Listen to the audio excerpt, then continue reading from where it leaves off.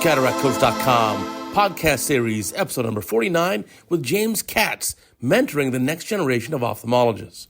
Welcome back to our Cataract Coach podcast, and today we have a very special guest, Dr. Jim Katz from the Chicagoland area. You may know Jim of all his work with the Cedars Aspens group, and he'll explain what that is and what those acronyms stand for. But he's a great mentor to the next generation of ophthalmologists. So if you're a Cataract Coach fan in your 30s and 40s, maybe the first 10, 15 years of your career, this podcast is going to be very worthwhile for you. Jim, welcome to our podcast. Thank you, Uday. I'm happy to be here and talk to you today. Oh, we're going to have fun. Now tell us briefly, what's your story? How'd you get into ophthalmology? And what was your path, basically? Yeah, we all have our reasons for getting involved. And that's, I think, what you and I are getting good at is showing the next generation how to do that. My story starts probably back in high school, just getting interested in medicine itself. And I had an uncle who was a physician, who was an ophthalmologist. And I really think that was my first mentor. That was the first role model for me as someone within medicine and in a direction I may want to go as far as my career. He had a great life, loved being a surgeon, loved taking care of patients. And I really enjoyed that. I really like watching him and his lifestyle, not just in the office, but out of the office too. He loved life. He really balanced things well. That's fantastic. Well, you're so fortunate to have that early exposure. I'm kind of like most ophthalmologists where I didn't know how to spell ophthalmology until I did a rotation in med school. I had like 3 weeks to kill and doing electives. Like, I'll try ophthalmology.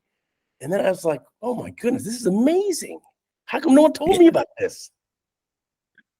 We go through decision making. We go through, then we get into college and we get into medical school and we get into residency. We're choosing ophthalmology, but we really aren't told or helped with what to do past that. Once we get that level of education, that next level of education, we're kind of set free. We don't learn a lot about the business aspect, the balance, work-life balance. We can talk about those types of things. And things change over time. You and I have evolved since we have started. Things are different than they were, a couple decades ago. And I think it's important for the young doctors coming out to seek a mentor and to kind of have someone guide them, for them to ask questions beyond what they learn in academics. I think you're right. One of the fallacies is that, okay, I just finished my residency and my fellowship. I'm done. I know everything. Little do you realize that's, a drop in the bucket. You're right, and you've made your career doing that too. With CataractCoach.com, you have a new video every single day. We're learning something new every day. It's not what we've learned in phaco, again, 10, 15, 20 years ago, but rather what can we learn today for our patients for tomorrow. So I think that's a huge help, and you're a big part of what we do in that case. So when we talk about teaching or mentorship, we're not just talking about holding meetings, which we have in the Cedars Aspens organization that I'm involved with and president this year of, but rather just any kind of relationship we have with medical students or residents or even young doctors that have been out for a few years. They're always reaching out. What should I do at my next step? Should I change practices? Should I go into a solo practice? I've been in academics for 3 to 5 years. Is it time to change or to move to private practice or whatever? And so I think we're here for others from our individual experiences, not just you and me. But I recommend that the younger doctors seek out someone that they like, that they trust, to just ask questions and just go over whatever they want to learn, whatever goals they want to attain. That's actually great advice. Now, tell us, Cedars, Aspens. I think Cedars, I think of like a cedar tree. At Aspen, I think of like Colorado and going skiing. So what is Cedars, Aspens? What do these stand for? What are these words? Well, the Cedars portion was really a corneal organization. So corneal external disease and refractive surgery is what it stands for. And the Aspens organization was an organization led by our female colleagues. And we put those organizations together. We worked so much better together than either of us alone. And it's become a very powerful organization of about 100 doctors that are very close-knit. And the idea of this organization, of these surgeons throughout the United States, is the innovation. We kind of think of innovation, collaboration, and education. Those are our 3 main goals or mantras that we try to attain. And very innovative group as far as a surgical group and kind of at a leading edge of what's going on in the country. And the collaboration between each other as well as industry. Again, we're kind of leading the way for studies that are done, getting involved with industry early, finding out the new things that are coming, whether it's in this country or finding out from European colleagues or European meetings, as well as the education of others. And that's really where the mentorship portion kind of comes into play. So ASPES was a separate organization, and that stands for, do you remember? Yes, it does. Yes, it does. So I'd have to remember exactly what it stands for, but it's also kind of an acronym, and they went through a couple funny acronyms also. So like answer segment, basically, something. It's the same. It's the same organization of very well-accomplished female ophthalmologists. We all do the same thing. And the idea was putting those two organizations together to really attain a leadership level of a group of ophthalmologists in the United States. So how do people get involved? Because I'll first admit, I've been highly unsuccessful at joining Aspen for years. I'm not a part of it. Yeah. And I've had no luck in being involved. To me, that's not very inclusive. So how do people, like our listeners, how do they get involved? Yeah, so the mentorship is a big way that we've really shared. The organization itself is a closed membership. We do take new members each year, but it's a closed membership. It's really an organization that we share with each other.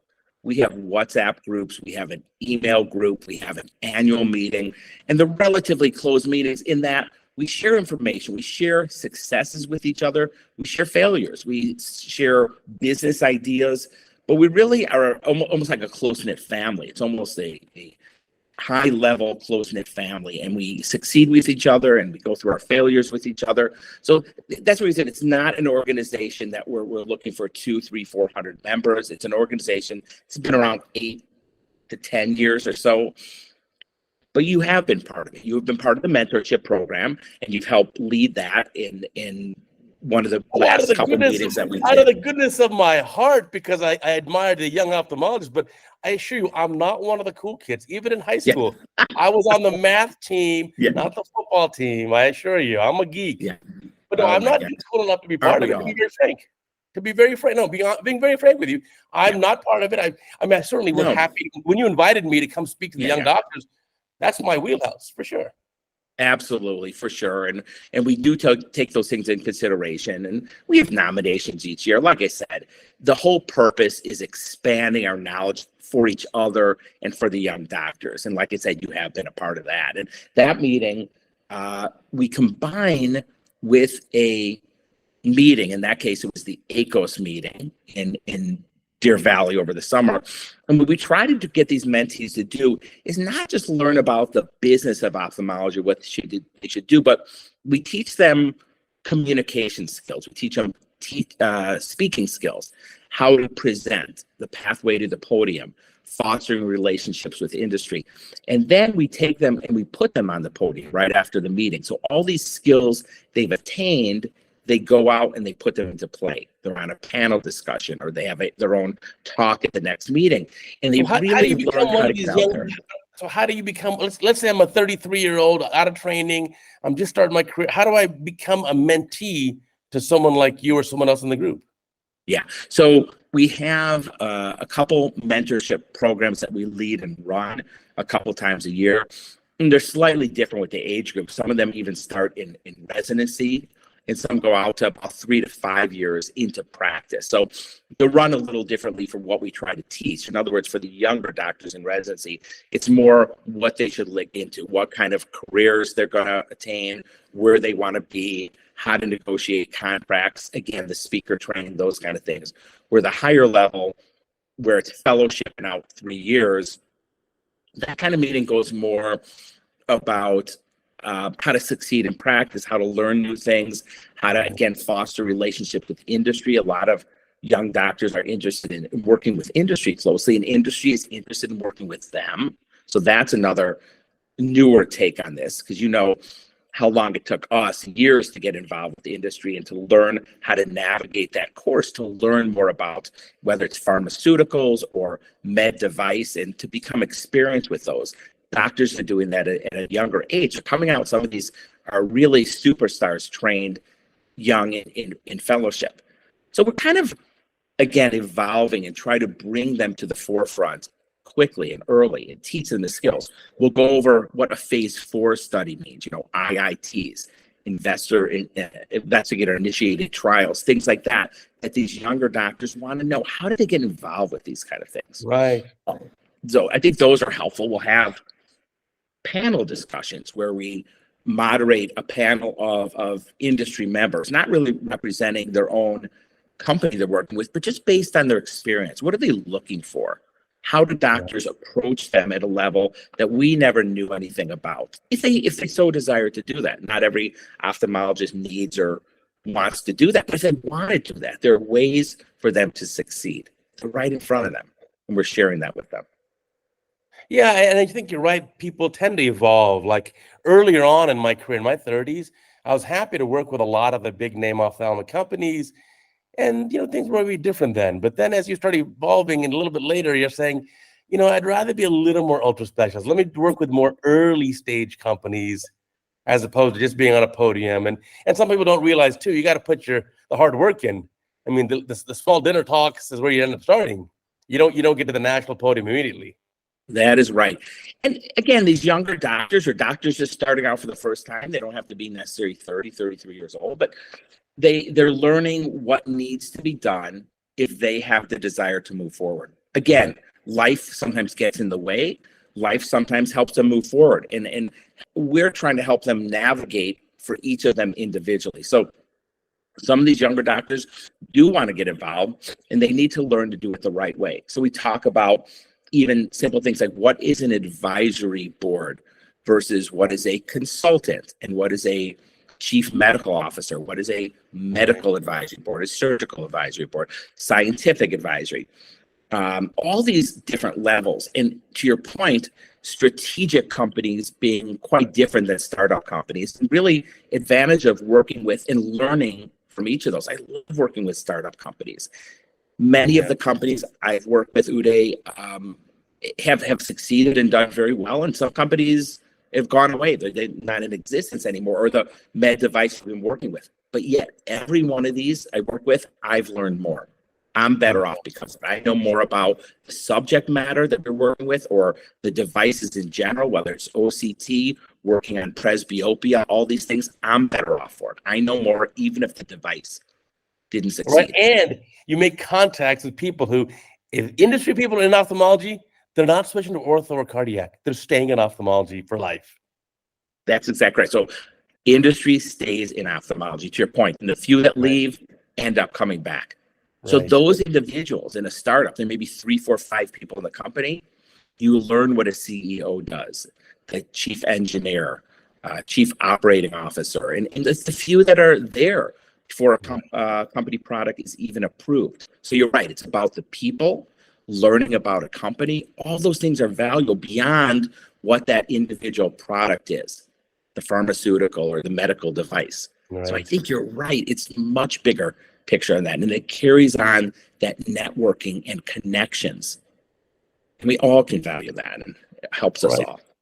Well, another challenge, though, for, let's say, a younger ophthalmologist is balancing a newfound interest in these kind of activities, whether it's public ophthalmology, key opinion leader on the podium, working with industry, versus I got a family life still, of course, but I also have a practice that I got to work at. And so the juggling of the three sometimes is not so simple. And you're right. I've given lectures on that juggling act specifically, where we talk about not just the work-life balance, but there's a work-health balance. We have to take care of ourselves, and something I call even a work-work balance. One of the lectures I gave once on that juggling act itself, I put out, for the panel of speakers, I put out 3 juggling balls, I put out 3 rings, and I put out 3 juggling clubs out in front of the panel. I said, each of them, how do they balance this juggling act? And a couple of us got out there and actually juggled and spoke, which was impressive. But the whole idea is it's a very difficult balancing act, and things can break down and fall apart right in front of us. We're talking about our careers, 10, 20, 30 years of our career. And our life goes along right with it. Whether it's our family or wanting to travel or moving to another practice, there's so many things, like I said, we need to navigate. So not just do we talk about the work-life balance and how do we fit that in with our spouse and our young families, and how do we pay enough attention to them to balance? And I honestly think that some of these younger doctors have that at the forefront. They want to take advantage of life how it is now. They want to do it now. They want to attain it now. And often if we can help them with the willingness to have those experiences early, they can again navigate through those types of things. But it's the forefront of their minds now, where for some of us, we kind of put our heads down, went to work with industry, and there were some gaps in between that we learned to fill later. Right. No, I think the young generation is doing it better than I ever did. I mean, learn from my mistakes, my stupidity. So I was really not good early on at work-life balance. And I've said it on the podcast before. I mean, one of the worst days was I got a letter in the mail. Back then we used like the post office, and it said, "Hey, congratulations, you're like diamond member for this hotel chain because you stayed in their hotel 63 nights last year." And I was like, "Oh my goodness, I'm a fool. What time away from my family?" So then I went to the other extreme. I did 6-7 years of zero I meetings and only doing family vacations. And I think that was, again, probably not the right balance either. But then I finally figured it out. And you did, and you worked it out. Each of us does it in a different way. Right. My path was, when our children were younger, my wife and I would sometimes take them to these meetings, especially the family-oriented ones, so they would kind of see what it was like. So it wasn't completely away from the family doing these. And these aren't the larger meetings like Academy of Ophthalmology or our Ascaris meeting, but some of the smaller ones that are more family-oriented, and really they're more family-oriented now. I mean, you would never ever see industry with a spouse or something in the past. And now even from that side, you'll see that family balance or that life balance when they're at a meeting, a Hawaiian Eye, a meeting where it may be half-day meetings, so we can enjoy the second half of the day, but we keep our heads down and really listen to lectures and participate in those lectures early in the morning. So even that has evolved, some of the smaller or mid-sized meetings than when we first attended meetings and we were just busy. So I think there's a lot of ways for these younger doctors to learn these things. No, for sure. And like you said, everyone has their own individual journey.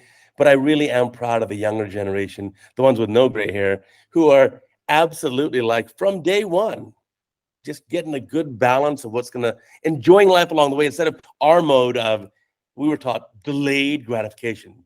Just shut up, work hard, and just put your head down. Like when I started residency, they said, "Hey, welcome. There are 3 rules of residency." And I said, "Oh, what are the rules?" Suck it up, and suck it up. Any questions? No, sir. So it's like, whoa, that's a different world now. And that's how we were trained. I agree with that. That's how we were trained. That's how we thought. And the younger doctors are coming out now with potentially a better balance. Meetings are somewhat different. There are more virtual events also, or virtual training or speaker training, or participating in advisory boards virtually. There's organizations that nurture these younger doctors, like Young MD Connect. These things didn't exist when we were residents. Yeah, arguably, you can learn more, let's say, about surgical stuff by watching a CataractCoach video every day on your phone, as opposed to going sitting into the audience at a big meeting, seeing the video go by on the screen, and then it's gone. Like, oh, where do I find that again? So, but I think for me, the biggest part of a meeting is actually just the human connection now. That's right. And for me too, there's no question that the main thing that I can spend my time doing now is networking, connecting, find out what I really want to find out. To your point, more from the virtual training, or the CataractCoach.com is a perfect example. Not only can we learn new techniques and see new procedures every single day that you're posting, but we can break down those procedures. I don't watch just what we're doing or someone's doing during that procedure. I watch what the other hand is doing. I watch what's going outside of the main part of the field. What is he or she doing with the opposite hand at that time? That's what makes a difference, the small steps. And you could see that easier in a video than a meeting where you're not going to be able to repeat it. In your videos, we can stop, go back, watch it again until even slow motion. In slow motion. So the value is higher. We can learn quicker. I know people that will watch these videos the day before they try a new technique. to watch them again and again. So I do that. we didn't have that. Yeah, we would open a book, and the book was 3 years old, 5 years old. These are cutting edge videos that we can watch right before the day. New procedure, new cataract procedure. It's a comforting way to learn for not just the younger doctors. To your point, for us, it's just practice. We never necessarily perfect something because it always changes, especially in our field of ophthalmology. And that's what I love about it. It's not a stagnant field at all. Right. I mean, but CataractCoach fans will know that, like, I a couple of years ago when I learned DMEC, I learned it by watching videos of very talented young surgeons. Like one Chicagoland surgeon, I think was a genius, Veldeman. Wow. So I watched all his videos, picked his brains a little bit. Then I started doing DMEC. You know, a few cases later, I said, well, I'm pretty good at this. But I learned by literally watching videos. Amazing, right? And even for me as a cornea specialist, those procedures weren't around. So again, our procedures and our techniques evolve, and it's a wonderful way for learning these things. You know, I was thinking about something else we talked about earlier, was that balance and that work-life balance. One of the things that is also difficult to create or balance or navigate is what I call the work balance. What does that mean? In other words, when you're starting as a young doctor, you're working 4 or 5 days a week. They expect you to be there. They expect you to see patients, expect you to do the surgery. And for those doctors that want to do things like write papers or do a study, write an article, go on a mission trip, something like that, they have to balance work with other parts of work that don't necessarily relate to the clinic, but the ways to talk to the staff, the administrator, and create that value to the practice by them being part of whether it's speaker bureau or consultant or travel somewhere to learn a new technique or attend a meeting. Those real values, how much time can they be away? Like you said, sometimes when we were younger, we were away too much, not enough. Balancing that work balance, I think, is a key to keeping things interesting. For me, I went out after fellowship into private practice, and I still am in private practice my whole career.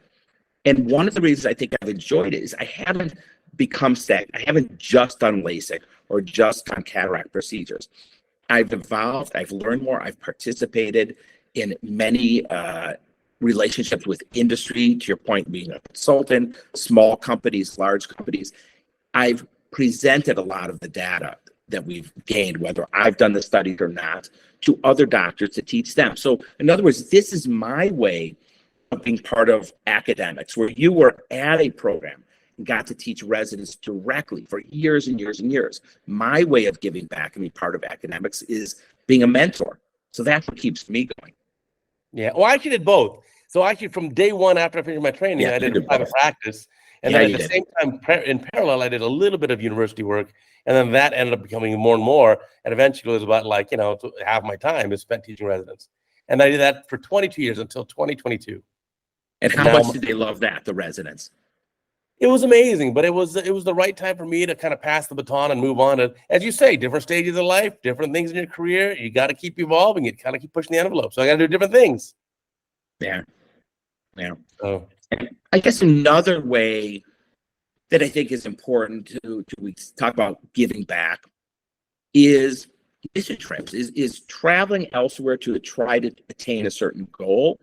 And that's something that the younger doctors are interested in. They don't necessarily have the time for, but the interest to do those things, to travel, to do the surgery, to learn about different cultures, how they do things, we were able to create a sustainable program. This was in Vietnam years ago that still carries out to this day. So there's a lot of purposes for that kind of work too, mission type trips.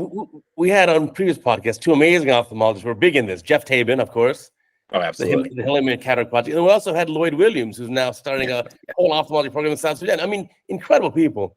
But if I'm a young doc working for a practice, I'm an employee of this group, how do I convince some admin people or some higher up bosses that me doing this mission trip will bring value to the practice? How do I do that? It's not easy, especially when you don't have a lot of experience with the practice. The dynamics of that individual practice, whether it's private equity owned or private practice, whatever it is.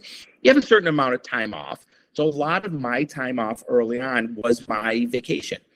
And I turned that vacation or meeting time into just that, a vacation or a mission trip. So I used my own time that I already had off. And sometimes I was able to extend it for the purpose of giving back. Sure. Some trips, eventually, we have the opportunity to bring some of our staff, especially surgical staff, to Central America or somewhere where we may be doing a study, offshore study, and have those people participate. So that helps too, because when the doctor's gone, sometimes the staff isn't quite as busy, depending how large a practice. So sometimes if you can get those people involved, it also helps. And I think this younger generation of staff, of technicians, loves giving back. They love mission trips beyond what they did in years past. So I think that's a way of making it relevant to the practice. If you're going to do mission trips, young doctors, you best go to Cataract Coach and look up the MSICS videos and study them very carefully. So don't expect a $500,000 OR setup when you go on a mission trip. No. And really, I think on those mission trips, even if you're doing just surgery, just pumping it out, you learn what can not necessarily go wrong, but how you have to adapt, how you have to pivot at that moment based on the instrumentation, based on the staff, based on the condition of the patient. These are some very difficult cataracts. And to your point, you have to have other techniques like the one you talked about to be able to get these lenses out, not just your common everyday phaco techniques, and the instrumentation you use. And finally, the microscopes you use. Not only are they not often the same quality, but if you ever operate at different centers, each microscope's different. It's very comforting to operate in your own setting, however good or bad that is, because you do it every day or every week. Right. When you travel somewhere else, there are a lot of unknowns. And accomplishments or getting over those really, I think, helps you focus on what you're trying to do. And I think that really relates to life and what we do in life, making decisions, being comfortable with certain conditions where we might not be comfortable otherwise. We learn those by doing mission trips. We learn a lot about other cultures and what other people don't have. So I think there's so much value that we can bring back, not just a new technique or having done surgery, but we come back different people from mission trips, I think. That's for sure. Yeah, for sure. What are the big challenges facing young doctors today? Let's say with private equity, because this has been a big hot topic. A lot of young ophthalmologists will say, well, should I join a group that's private equity owned or not? And what's your take on all this? Well, that's interesting because everyone feels different about this. And a lot of private equity companies that are larger companies are seeking these young doctors out and trying to get them to come to that practice, either by the pay or some type of benefits. You have to decide what you want to start out with. And I guess the first thing is, don't be afraid if the first job isn't your last job as an ophthalmologist, or your first practice is not your last practice. Ideally, I would start off with where you want to be, what location of the country you want to be. Do you want to be near family? Do you want to be in a rural area? Where do you want to be? I think is the right place to start. Because most likely that besides work will be what you enjoy doing or what you like doing, whether it's the weather, mountains, whatever it is. And then what, to your point, type of practice you want? Is it academics? Is it private practice? Is it somewhere in between, working for a hospital group or private equity? So I don't think there's any right answer. For me in private practice, I help run the business. I've learned so much about that business aspect of it as the years have gone by. With academics, with private equity, you don't have to be involved with that. And a lot of younger doctors might want that path. More regular hours. It's well defined what your responsibilities are. But it's not necessarily your practice. You are an employee. And so is everyone else. So you're not responsible for the employees the same way. And some people may like that, some don't. I have complete control in my practice, being a private practice, and I enjoy that. I enjoy being able to make my own decisions along with my partner and doing what we feel is right for us and for our patients. And we'll see how long that lasts. It's lasted for a couple decades now, and I would like to think, I hope it continues. I guess a final group of doctors or practice that you can start is a solo practice. And I've seen, even over the last year or two, 2, 3, 4 young doctors reach out to me. They want to start solo practice. And I put them in touch with those doctors that have done that within the last, 3 to 5 years. Mm-hmm. Going through that process can be done also. Some like doing it on their own, not having anyone involved in setting other than them and starting the business themselves. And there's some advantage to that. So people are still doing that too. So Uday, I think there's a lot of ways we can go into practice now versus a number of years ago. And we had a podcast from a young ophthalmologist, 0 gray hair, early 30s, Jeffrey Tran, who left a group after his, he did training, joined a small group, wasn't the right fit, left it, and he started up solo, hung a shingle. And we talked all about the process and some good pearls on that episode for sure. But like you say, your first job is like your first girlfriend, your first boyfriend. They're great and all, but may not be the one you're with forever. So that's okay. And that's okay. Right. Yeah.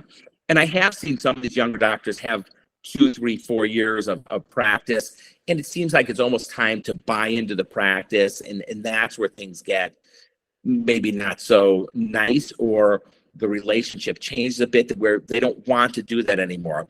And that's when I see a few of these doctors going into solo practice or changing. So you're right. They do sometimes have a few years behind them to gain experience and really define and decide what they want. We don't always know that coming out of residency or fellowship. We're finally a doctor, and we're finally an ophthalmologist, and we're finally going to have our first job. And sometimes we just want to get there and start doing surgery, and we forget about who we're working for or what that path will be. Is there a buy-in potential? Not only how am I going to be this year for the 1 year with my first year contract. That's what most young doctors are concerned with. And that really is not what's most important. It's hard to explain that, but it's what is the potential 3 and 5 years out? Right. And then you really need to think in the future. Sure. That's where things go south. I think things go south because why are there so many lone wolf ophthalmologists? Because it's a really predatory system out there. So a lot of times a young doctor is going to join a group, or maybe just join another person, and that other person is going to take good advantage of the young gun for a few years. And then when it's time to buy in, it'll be something nonsensical or ridiculous. I was a victim of this. And so I just politely said, I decline. And that person to this date still owes me a huge amount of back pay, which I'll never be able to collect. I mean, so there are plenty of really bad players out there, I assure you. And hopefully you won't run into one, but you may. And it's okay to regroup and just do your own thing. You'll be better off. You really will. Absolutely. It's okay to make changes. How far into practice were you when that happened to you?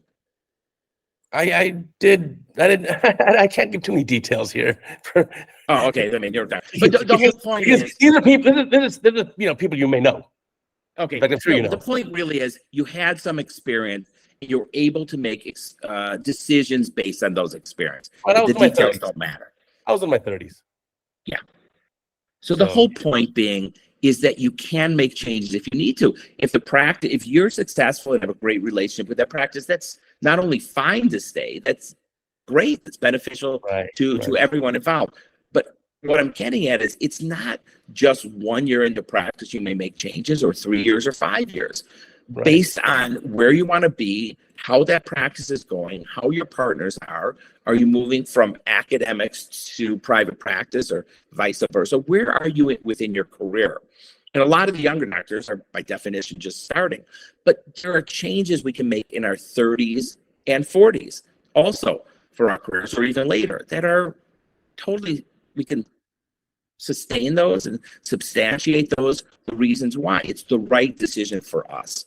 So that's what I'm saying. So how far into practice you were is just an example of you can do it at any time. What's best for you in your life at that moment.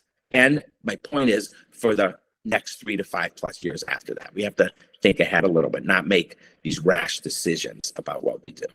No, for sure. I think one of my favorite pearls, which you'll laugh at, it's going to be the right partner to join if you'd like to go with his family and your family on a group family vacation somewhere for a long weekend.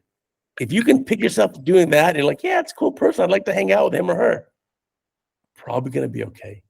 But Yeah, that's a in my great case, right, in my case, I found the other person a little like on the slimy side. I'm like, I kind of wouldn't want to hang out with them in my free time. And that was like, ding, ding, ding, warning, hello. How did I not see this? But then again, I've always been naive. I've always been too trusting and too naive. You recognize it, though. You recognize it, and that's okay. There's no wrong time. You don't have to feel bad and say, we should have done this a year ago or 3 years ago. Changes are okay. I've gone through them. You've gone through them. We shared some of these stories. It's okay to do that. And we learn. Some of us learn quicker than others, but we learn, and we're all in different situations. And that's okay. I think that's all right. Yeah, I think you're right, too. And the neat part is we're still not training enough ophthalmologists. We just had the ophthalmology match a couple of days ago here in the U.S. And I actually looked at some of the data. And it's like, oh, there are actually more spots now. Because up until like maybe 2 years ago, we were stuck at about 460 residency spots for the whole country. And now it's somewhere in the 500-ish range. So obviously we've increased a little bit, but it's still training 500-something ophthalmologists for the entirety of America per year. We're still very limited on numbers.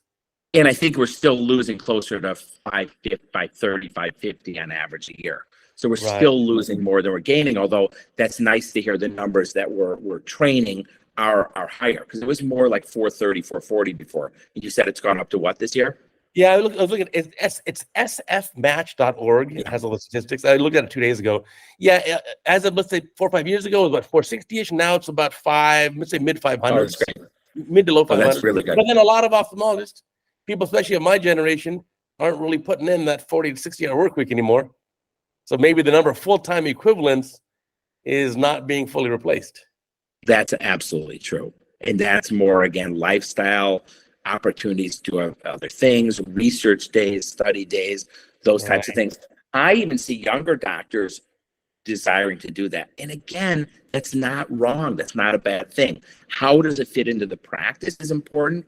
I don't think those are bad questions to ask, even starting out as a brand new doctor. It's not the first few questions to ask, but as you're getting closer to it, lifestyle is important because you're going to be doing this for decades. So I think that is reasonable to define what you want to do and have the fit of the practice such that you may sustain or be there for a long time or buy into that practice, and it may be your practice in the future. So there's nothing wrong with letting the practice know ideally what you would like or how the fit is. You just don't want to go overboard with saying how much vacation am I going to get, how little can I work, how little can I do. Of course. There's a give and a take. Like everything else, of course, there's a balance. But if you're a young ophthalmologist, let me give you permission. You are now receiving permission from CataractCoach himself. It's okay to put your family and your relationships first, your health, your mental health, your physical health second, and your beautiful passion as an ophthalmologist can be third. And that's okay. And I give you permission. Completely agree. You heard it from the best. I completely agree with you. And not only can you do that, that's probably how it should be done. Right. What you have to realize as a young doctor or any time through your career is that those things need to be done together. So when we talk about that order, that should be a priority in your mind. Family first, always. However, occasionally if the family's with you on a vacation or a mission trip or thing, you can combine some of these things, and that really makes it work. The more people you know, the more these doctors in the industry become your friends. And it is like going out to dinner with just a group of friends at home, except you may be somewhere else. So I think a lot of this can be done in combination, yet the order to do it is just what you said, Uday. Completely agree with you. And yeah, you can. Some of my fondest memories are doing mission trips, like in the middle of the South Pacific to Tonga. So we're out in the middle of the Pacific in Tonga, and we're combining relationship and family. We're combining my mental and physical health. What a pleasure that was.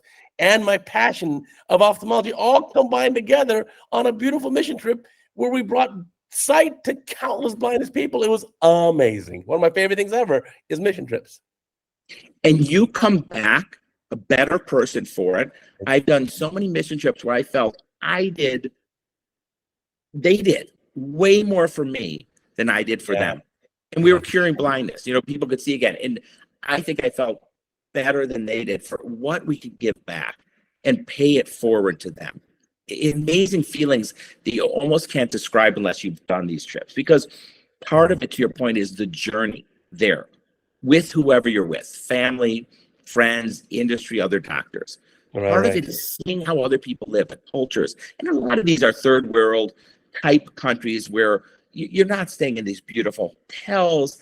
The food isn't great. That's not the purpose of this. You're learning about other cultures. You're taking care of people, and you're teaching.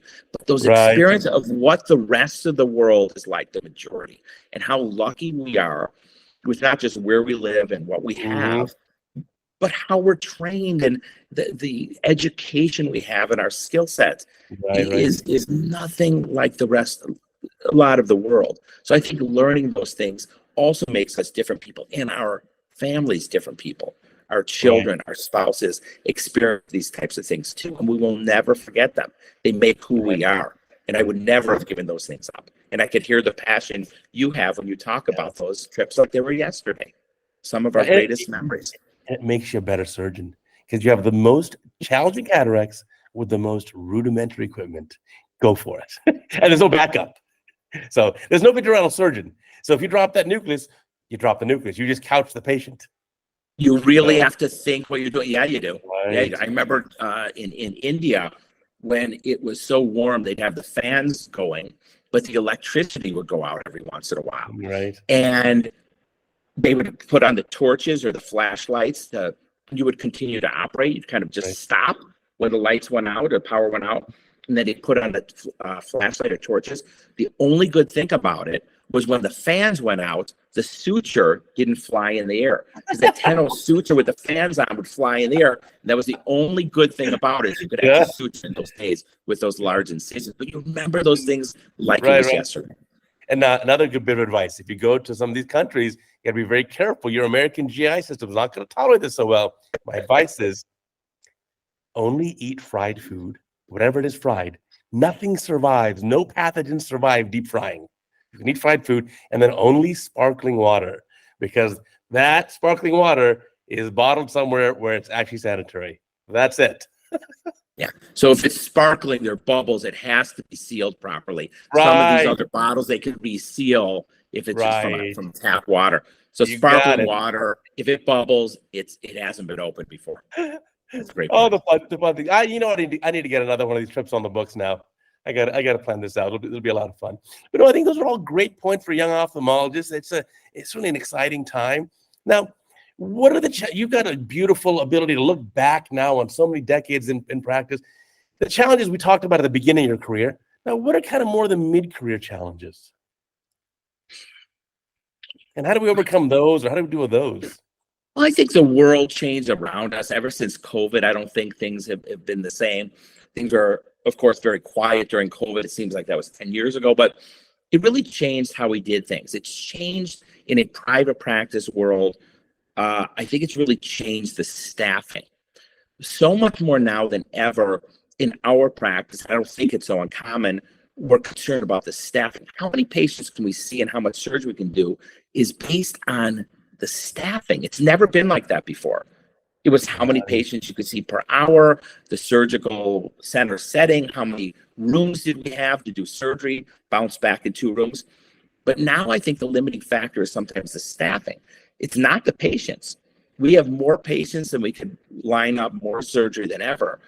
It's the staffing. A lot of these younger techs and staff have left and gone, these remote jobs. Everyone wants to work from wherever and not show up. In our field, we kind of have to be there to do the work. There's telehealth and those kind of things. But in general, right now, we are a service organization. We have to be there to see the patient. We have to be there to do the surgery. So that's one of the main changes I've seen, and how to keep up with the current staffing. The demands that they have now are different than before. Have you seen that in your area with staff? Yeah, it's certainly changing. I mean, staffing has been a bit of a limiting factor too, and it's also sometimes it's hard to get great staff that are being pulled in many different directions now. They go from practice, and then another part is the surgical staff. So same thing. the surgical technicians and nurses sometimes move on to other places. So not having that nurse that you've worked with for 5 or 10 years straight and having them know exactly how you're thinking and understand. We're always working with new people. So having them used to how you do things, keeping up with your level of efficiency is a little different. We have to think about those things and understand that some of our staff may not have the same experiences that we're used to in the past. So those are some of the things, I guess, that are newer that we deal with, and everything is good. But I do think those are somewhat changed that we see difficulty in finding new staffing, to your point, those types of things.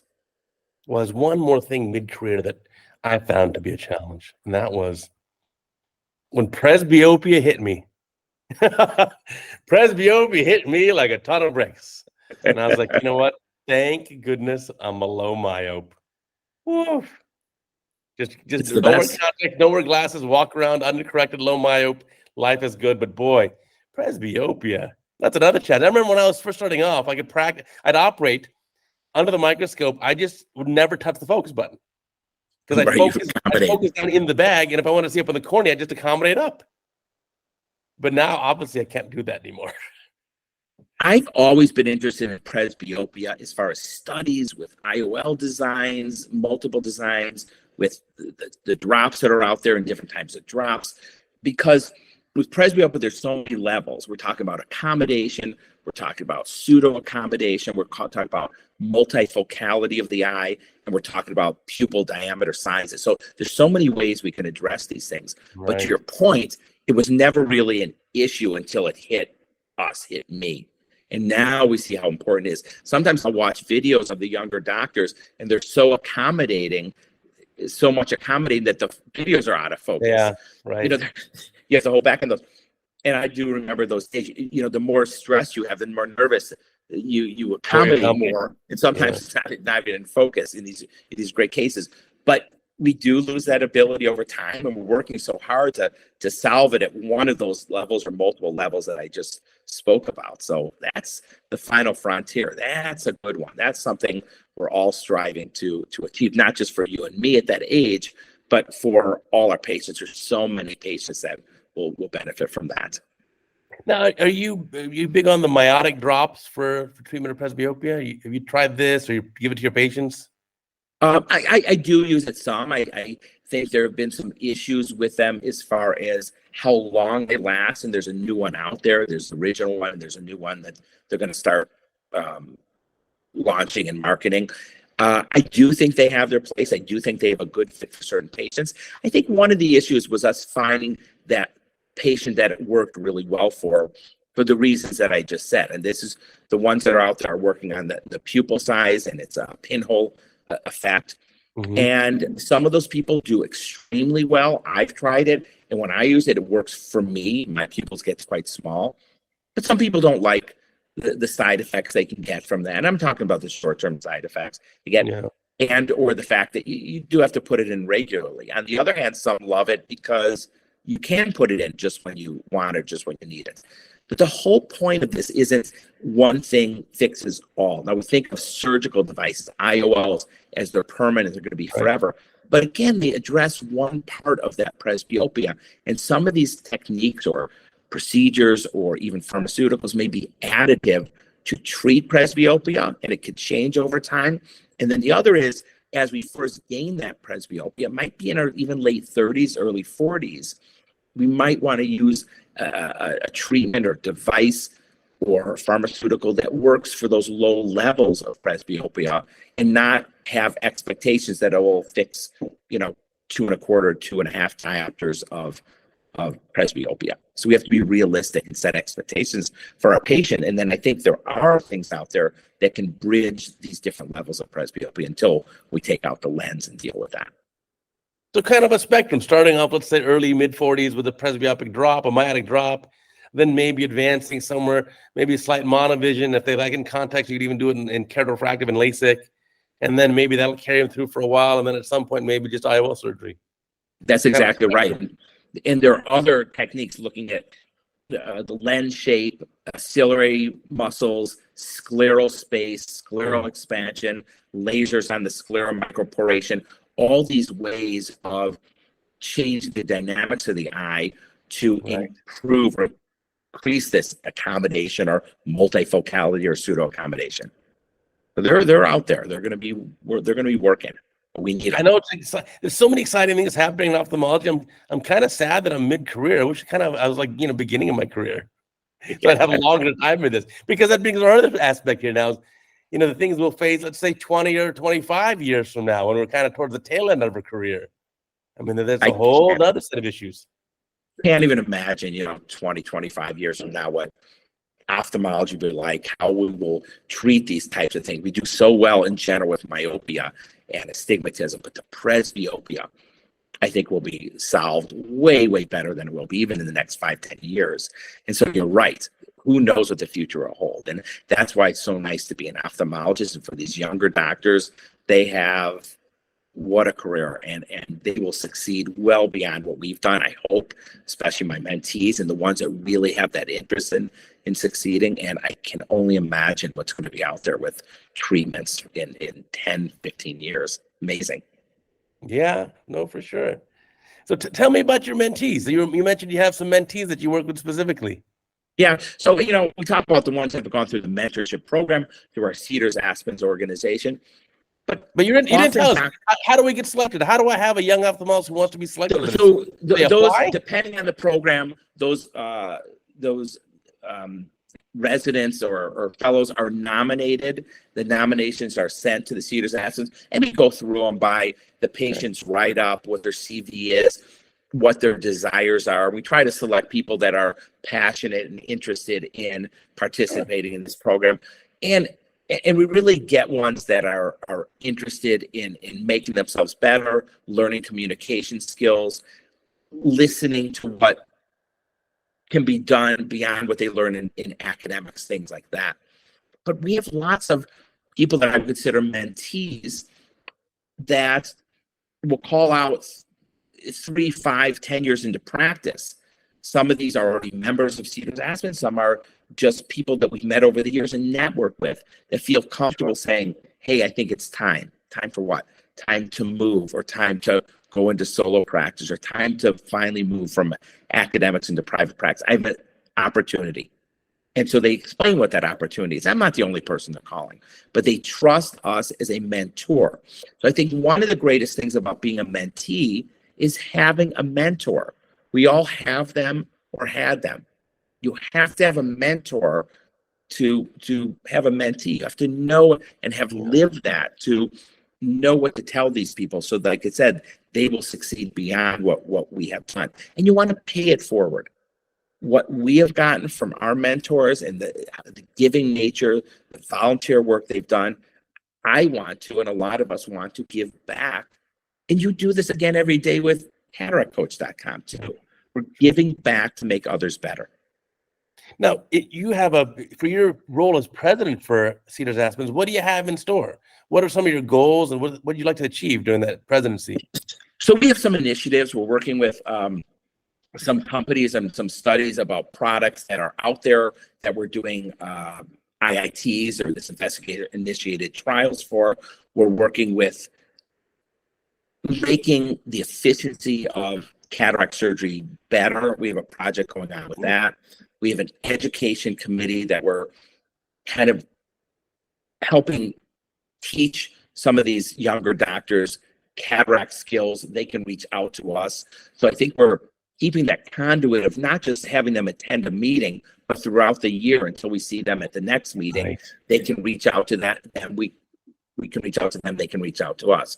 We may have a Zoom meeting where they participate. But all these things, I think, keep us connected for whatever that next question might be on their mind, whether it's getting into a fellowship program or the first job.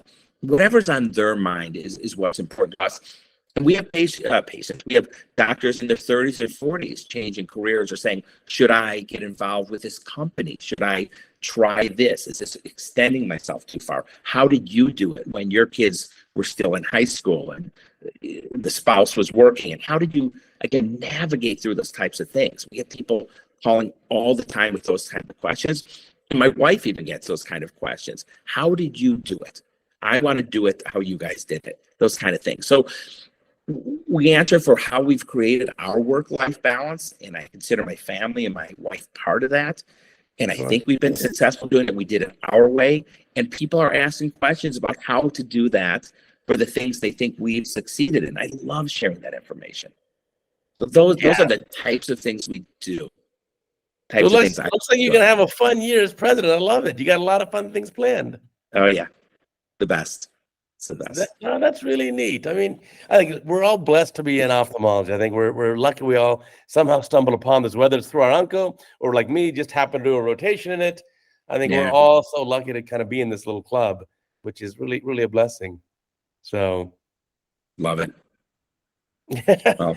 No, neat stuff. Well, I really admire the work you do with all the young doctors. I think it's really important. Like the session you had at Deer Valley when I participated, gosh, all those young doctors looked at you with such, wide open eyes, so enthusiastic. It was so amazing.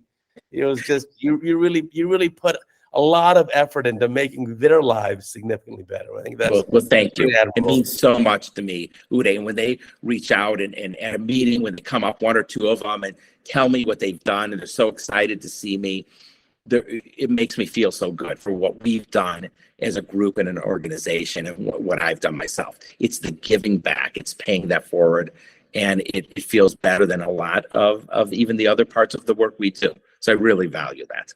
Thank you. That's awesome. Yeah, we'll put a link down below in the description here.